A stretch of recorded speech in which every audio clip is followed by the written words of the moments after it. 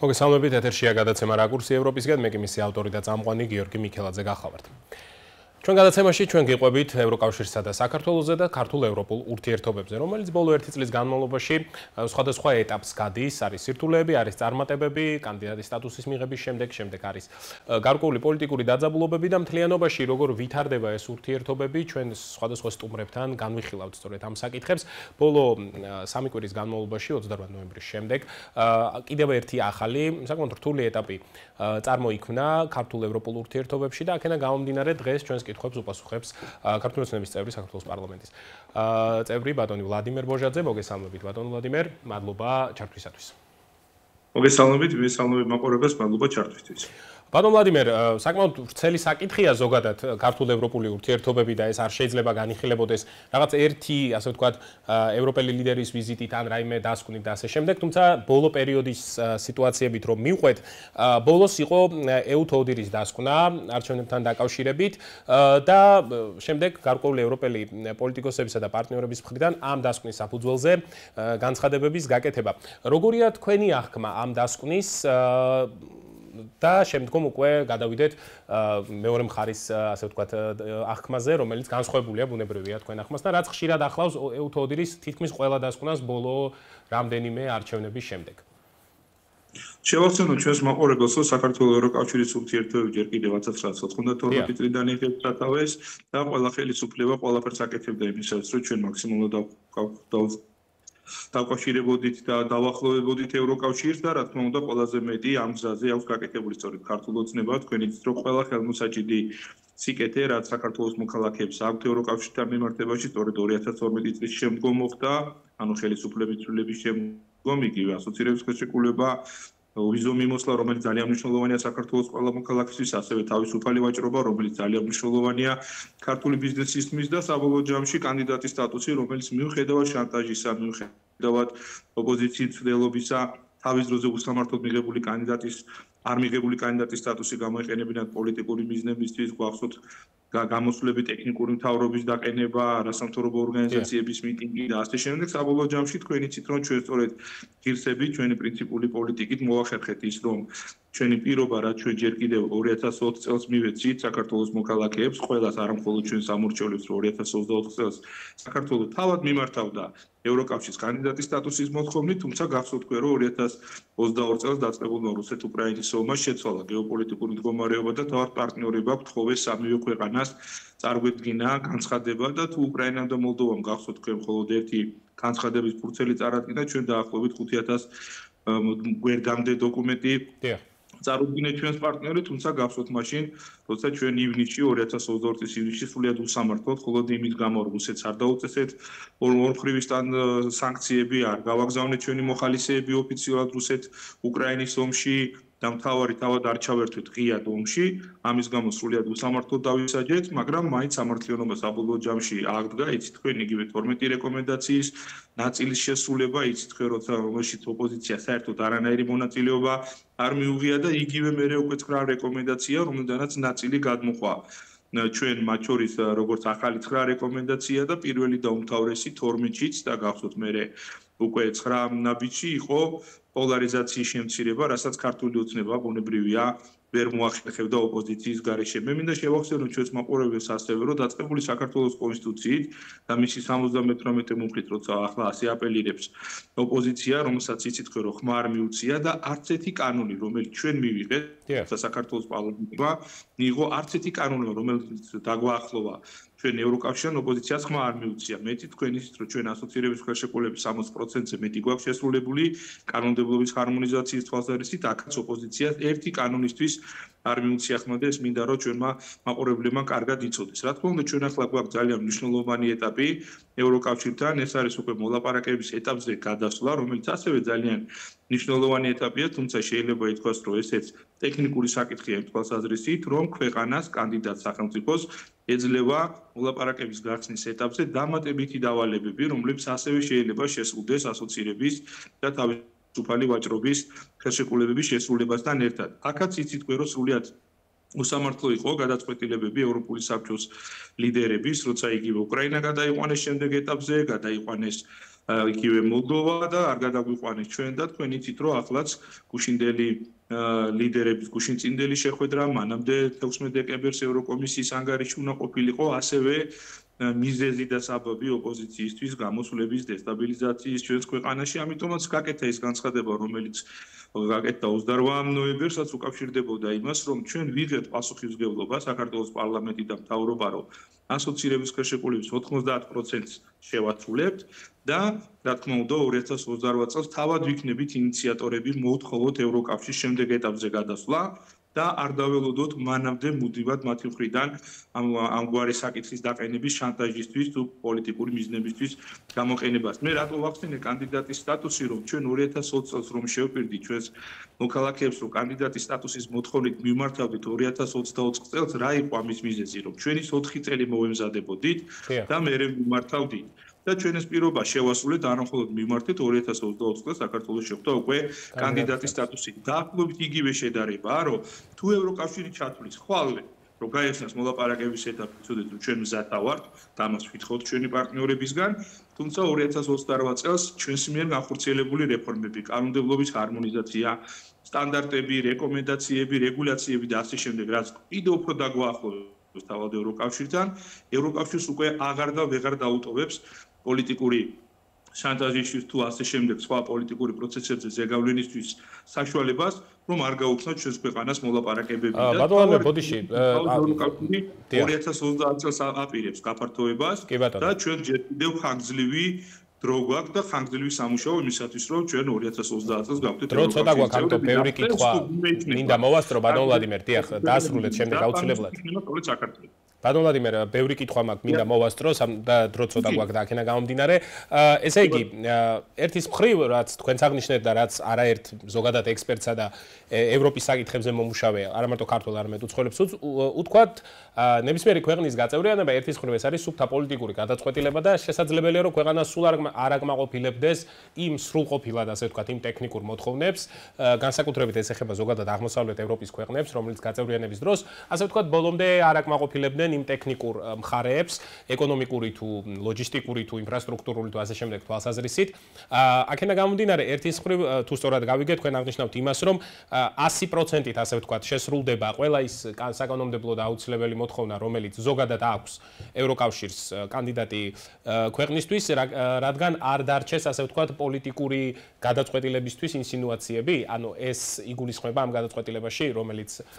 ქართულმა ოცნებამ მიიღო. დიახ, ჩვენ განვაცხადეთ 90% შევასრულებთ ჩვენს მიერ აღებული ვალდებულებით. ორივე საერთაშორისო ხელშეკრულების, როგორც ასოცირების, ასევე თავისუფალი ვაჭრობის, თუ იმ ეტაპზე თავად ევროკავშირი ჩათვლის საჭიროს, რომ ჩვენთან გაიხსნას ახალი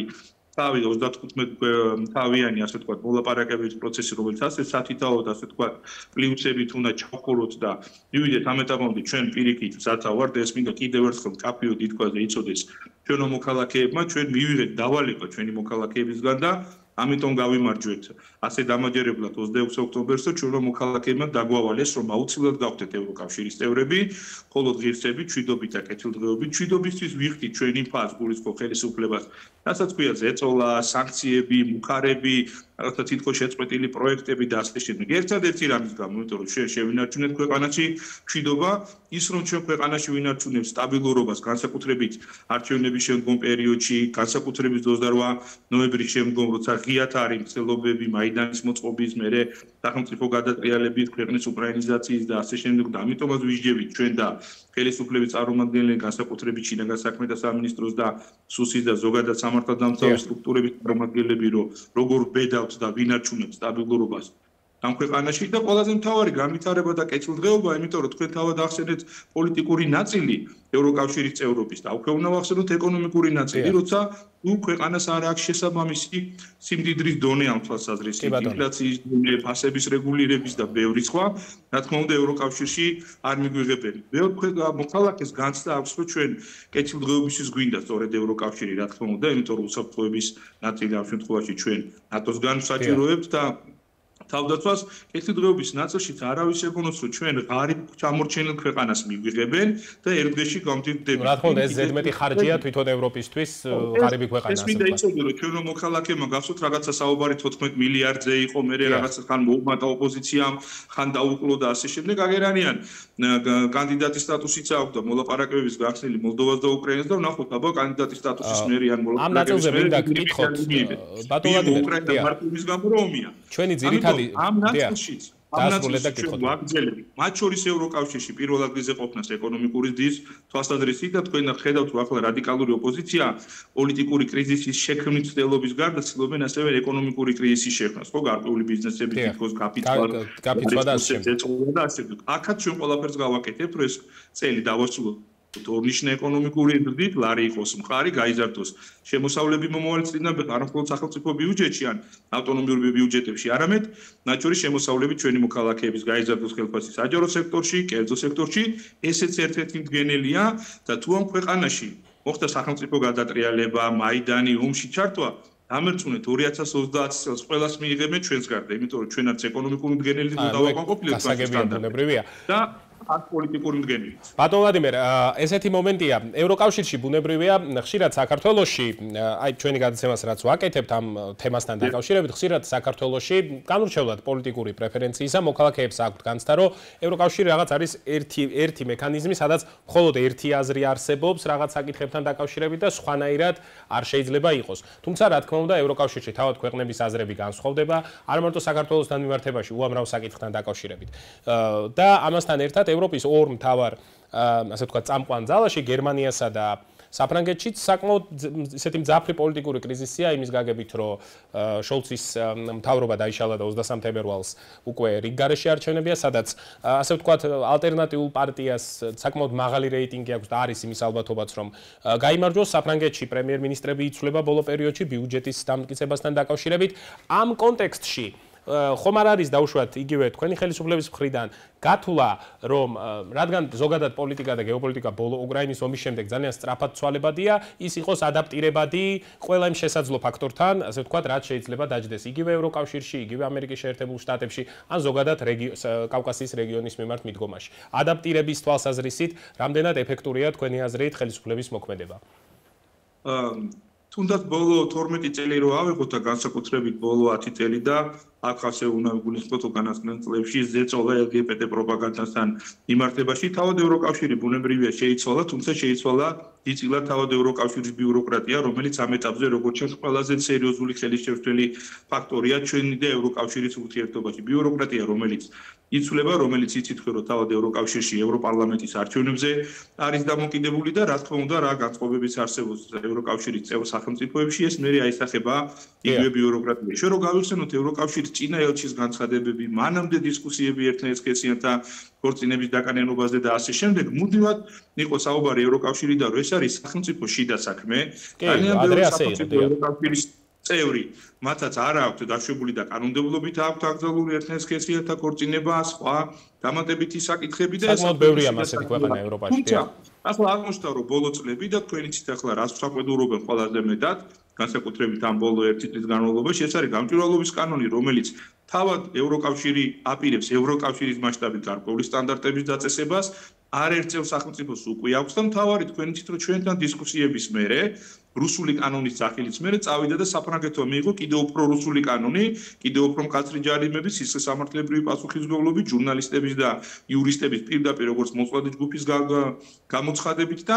ასე შემდეგ. ეს ორმაგი სტანდარტები, რა თქმა უნდა, გარკვეულ უხერხულობებს ქმნის ჩვენს ქვეყანასთან მიმართებაში, ჩვენს მოქალაქეებთან მიმართებაში, თუნდაც იგივე მოლდოვის მაგალითი რო გავიხსენოთ, რეფერენდუმი რომელიც ჩატარდა თქვენი თვით რომ სულ 8000 ხმამ გადაწყვიტა 50.3% იყო. და გაცილებით მეტი იყო, ანუ ფაქტობრივად საზღვარგარეთ ყოფმა მოლდოველებმა გადაწყვიტეს მოლდოვის და ევროკავშირის ბედი. აღმოჩნდა რომ მოლდოვეთის მოსახლეობას ვიც იქ ცხოვრობს, ნახევარზე მეც არ უნდა ევროკავშირი. და საქართველოში 90% უნდა. და თითქმის 80%-ზე მეტია. თქვენ იცით რომ ჩვენ საგარეო პოლიტიკურ კურსთან მიმართებაში რატო გვედავენ ასე ვთქვათ, ოპოზიცია და გვაბრალებს კურსიდან გადახვევას. Ჩვენი ქვეყანა ჩვენ შეთანხმებულები ვართ გარკვეული რამოდენიმე პოლიტიკური პარტიის გარდა, რომელსაც ითქვეს საერთოდ პულსიც აღარ ესიძება და ამარჯვენება კიდევ ერთხელ დაადასტურა, რომ მთელი საქართველოს ჩამოყალიბებული იმაზე, რომ გავაგრძელოთ ევროკავშირისკენ სვლა. თუმცა ჩვენ თავაზობთ ამას ღირსებით, ოპოზიციის ნაზრით თავაზობს პრაიდით და ასე შემდეგ. მაგრამ ჩვენ ვაგრძელებთ სვლას ევროკავშირისკენ და დარწმუნებული ვართ, რომ ის კრიზისები, რომელზეც თქვენ ისაუბრეთ, იგივე გერმანიაში, საფრანგეთთან მიმართებაში ხო და წარმოიდგინეთ, ხა ჩვენ გვაბრალებენ პოლიტიკურ კრიზისს, როცა გამართულად მუშაობს პარლამენტი, გამართულად მუშაობს მთავრობა, ავირჩიეთ პრეზიდენტი, რომლის ინაუგურაციაც იქნება ერთ კვირაში და ამას გვედავება ის ხალხი, ვისაც მთავრობა ფიზიკურად არ ყავს. ყავს დროებით მთავრობის მოვალეობის შემსრულებლები, ასე ვთქვათ, ვიდრე არჩევნები იქნება გერმანიასთან მიმართებაში და საფრანგეთმა უკვე რამდენჯერ ჩააგდეს ბიუჯეტი და რამდენჯერ შეცვალეს პრემიერ-მინისტრი, ეს ახლა საზოგადოებამ კარგად იცის. აქედან გამომდინარე, ჩვენ არ ვაპირებთ, ასე ვთქვათ, ჩვენი გზიდან გადახვევას. ჩვენ ვაგრძელებთ ევროკავშირისკენ სვლას, ოღონდ იმ კრიტერიუმებით, იმ ინტერესებით, რასაც ქვია ქართული სახელმწიფოს და ქართული ხალხის ინტერესების დაცვა, ას განპირობების კანონს გავაუქმებთ, რაც არ უნდა ზეწოლა იყოს. თუმცა საუბარია იმაზე, რომ შესაძლებელია შეთანხმება, ასე ვთქვათ, გამჭვირვალობის კანონთან დაკავშირებით პრემიერმა აღნიშნა, საუბარი და დისკუსია შესაძლებელია. და როგორც ხდება ევროპელი პარტნიორები ამ საკითხთან დაკავშირებით ჩამოვიდნენ, დიახ. დახურულია პირიქით მადლობა ევროსაბჭოს გენერალურ დივანს, რომ ეს წინადადება ჩვენგან მიიღო და ჩვენ მზათა ვართ თანამშრომლობისთვის, მათ შორის ვენეციის კომისიასთან ჩართულობით მით უფრო რომ ის იცით თქვენ ევროსაბჭოს საკონსულტაციო ორგანო. მაგრამ რაც შეეხება LGBT პროპაგანდას, სხვა საკითხებს, რომლებიც პრინციპულად მნიშვნელოვანია ჩვენი სახელმწიფოსთვის და ჩვენი ხალხისთვის, ჩვენ ამ გზიდან არ გადავუხვეთ და დარწმუნებული ვარ, როცა ჩვენ 2030 წელს მიმართავთ ევროკავშირის ნამდვილად წევრობის გახდომისკენ, ევროკავშირი იქნება ზუსტად ისეთი, როგორც იყო რამოდენიმე წლების წინ, როცა ღირებულებები იყო ყველაზე მნიშვნელოვანი. ქრისტიანული ღირებულებები, ადამიანის უფლებები, არა ორმაგი სტანდარტი ამადა თუ იმ ქვეყანასთან მიმართებაში, არამედ ის სტანდარტი, რომელიც არის ბატონ ვლადიმერ, LGBT პროპაგანდა და ოჯახური სიწმინდის კანონი და ასე შემდეგ, ეს ერთგვარი ტრენდია არა მარტო საქართველოში, არამედ ტრენდი პოლიტიკური გაგებით, ასე ვთქვათ, მთელს მსოფლიოში. იგივე ამერიკიდან, ასე ვთქვათ, საიდანაც, ასე ვთქვათ, მოდას იღებს ზოგადად ხოლმე პოლიტიკური იდეები, რომელიც შემდეგ გადმოდის ევროპაზეც, რაც ამერიკაში ხდება, ხშირად ასე ხდება. მიმართება ზოგადად და მემარჯვენე ძალებისა და კონსერვატიული ძალების, ასე ვთქვათ, რეიტინგი ბოლო 5-7 წელია მთელს მსოფლიოში იზრდება. ამ შემთხვევაში ქართული ოცნების წინასაარჩევნო მათ შორის ძირითადი პოსტულატები ერთ-ერთი ხშირ შემთხვევაში ემთხვევა ამერიკის შეერთებული შტატების მოქმედი არჩეული პრეზიდენტის და მისი გუნდის მათ შორის ასე ვთქვათ განცხადებებს. ამ შემთხვევაში პერსპექტივაში როგორ ხედავთ ქართული ოცნებისა და ამ შემთხვევაში ამერიკის მომავალი უკვე რაღაც 3 კვირა დარჩა 4 ადმინისტრაციის ურთიერთობას იმ კონტექსტში, თუნდაც რომ ხომ არ არის დაუშვათ გათვლა იმაზე, რომ იგივე ამერიკის შეერთებული შტატები შესაბამისი იდეოლოგიური ერთიანობიდან გამომდინარე, იგივე ევროკავშირთან ურთიერთობაში დაეხმაროს საქართველოს და შესაბამისად მივიღოთ ის, რომ მიუხედავად იმისა, რომ 2028 წლამდეა საუბარი ასე ვთქვათ, პროცესების, გარკვეული პროცესების შეჩერების, თუ გარემოება შეიცვლება, ეს პროცესები შეიძლება აღდგეს 25-ში, 26-ში, 27-შიც. არის თუ არა ამის პერსპექტივა, თუ იგივე დამოკიდებულება, როგორც თქვენ აღნიშნეთ, ევროკავშირის მხრიდან და ამერიკასთან მეგობრობით შეიცვლება. სალომე ზურაბიშვილი დარჩა 1 კვირა და 1 თვე დარჩა ბაიდენს, იცით თქვენ, ვიდრე შედგება ინაუგურაცია საქართველოსა და ამერიკის შეერთებულ შტატებში და რა თქმა უნდა 20 იანვარი არის ძალიან საეტაპო, არა მხოლოდ ჩვენი ქვეყნის, არამედ მსოფლიოში საეტაპო ისა პერიოდი. ბუნებრივია 21 იანვრიდან ვერ დაიწყება ამერიკა-საქართველოს ურთიერთობების გადატვირთვა, მით უმეტეს იმ ფონზე, როცა ხედავთ, რომ ჩქარობს ბაიდენის ადმინისტრაცია და პირდაპირ გვიწესებთ ხარიღებს, რომ რაც შეიძლება გააფუჭოთ ჩვენ შორის ურთიერთობები,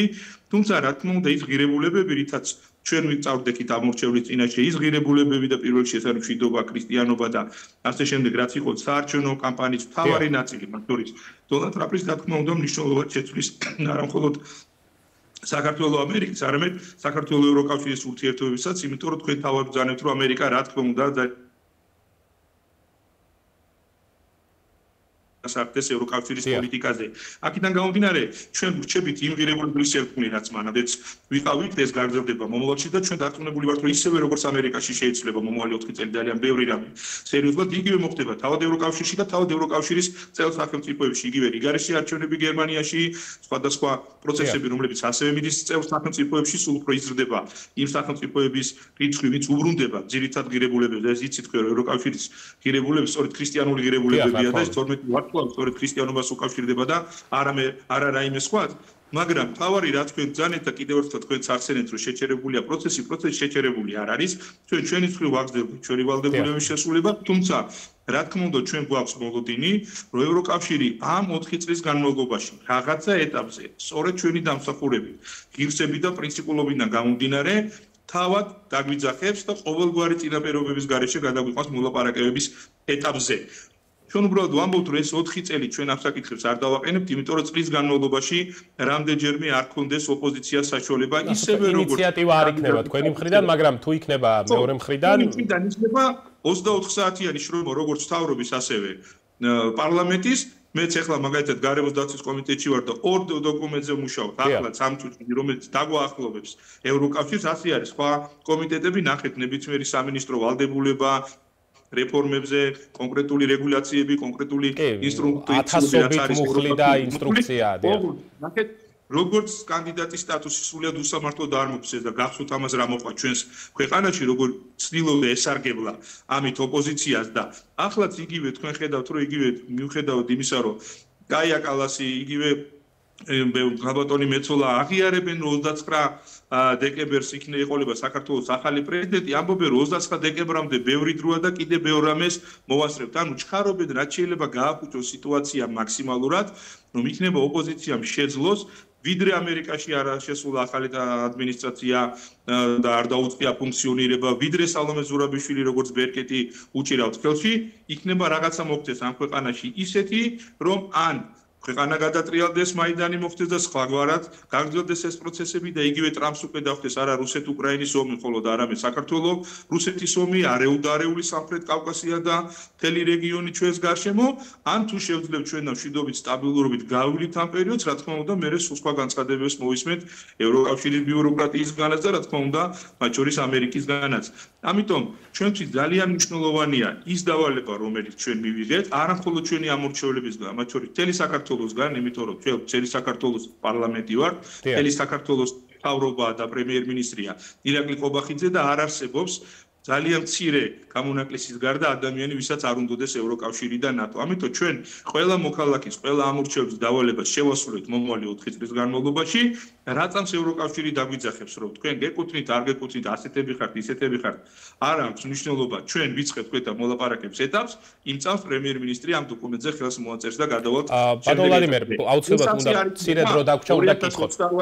ჩვენ დავაყენებთ ამ საკითხს და დარწმუნებული ვარ არავის ექნება საშუალება აუცილებლად უნდა კითხოთ საქართველოს სახელმწიფოს და ქართულ ხალხს მოლაპარაკების შემდეგ ეტაპზე თქვენ ახსენეთ მთელი საქართველო და ბუნებრივია ასეა და ბუნებრივია მთელ საქართველოს სხვადასხვა პოლიტიკურ ასე ვთქვათ პარტიებს უჭერენ მხარს ეს არჩევნებზეც გამოჩნდა საკმაოდ მაღალი პროცენტი დააგროვა ჯამში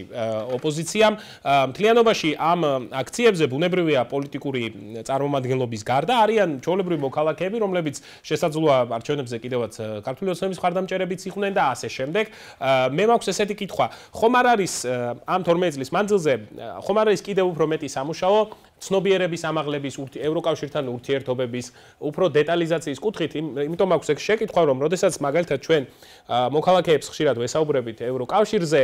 ეს ასე ვთქვათ გაწევრიანება თუ ევროკავშირთან ურთიერთობა აღიქმება ხოლმე რაღაც ერთ დოკუმენტზე ხელის მოწერით ან ერთი ადამიანის კით და ასე შემდეგ ხომ არ არის საჭირო მოქალაქეებში ზოგადად გარკვეული პოლიტიკური პროცესების მიმართ მეტი ცნობადობის შემოღება საინფორმაციო ჯგუფების შექმნა იქნება მედია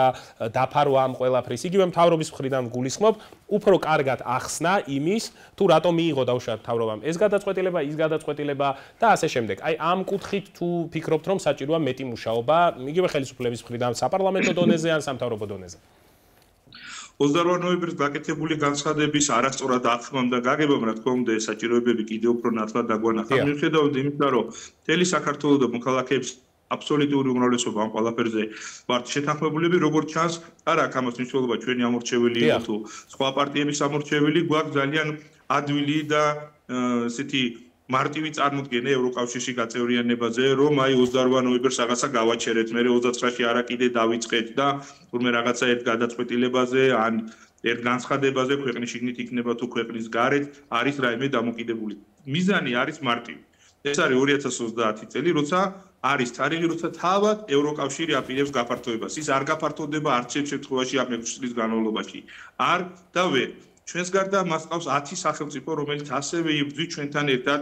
კანდიდატობისთვიდან უკვე ნამდვილ წევრობამდე და ყველაზე ძლიერი ამ ეტაპზე არის საქართველო და იქნება მომავალი 6 წლის განმავლობაშიც. მაგრამ ის რომ ჩვენ კარგად უნდა გავუგოთ არა მხოლოდ ის სიკეთეები, რასაც მოგვიტანს ევროკავშირი და პასუხისმგებლობებიც უამრავია. არის შეუძლია უკვე ევროკავშირს თქვენ იცოდეთ რომ ამ ეტაპზე ვიდრე ნამდვილი წევრობა ჩვენ ყველა სიკეთე გვაქვს თავისუფალი ვაჭრობაც და უვიზო მიმოსვლაც. სხვა ასეთი ხელშეცახები რომ საქართველოს თითოეულ მოქალაქეს შეეხოს ან ბიზნესს ან ვინმეს ასეთი რამე 6 წელი არ იქნება, ესეც უნდა იცოდეთ. ჩვენ რა მოქალაქეება, რა თქმა უნდა რეფორმების გზაზე იქნება მათი მხრიდან ფინანსური მხარდაჭერა ან არ იქნება და ფინანსურ მხარდაჭერას ჩვენ თვითონ მივხედავთ, მაგრამ არჩევანი რომელიც ჩვენ გავაკეთეთ, არა მარტო ახლა, არამედ ჩვენმა წინაპრებმა 1 საუკუნის წინ გახსოვთ თქვენ ახლა როცა 9 აპრილს და მერე დამოუკიდებლობა აგვიდგინეთ და მივხვდებით ეს იყო ოღონდ ეს უნდა იყოს გაცნობიერებული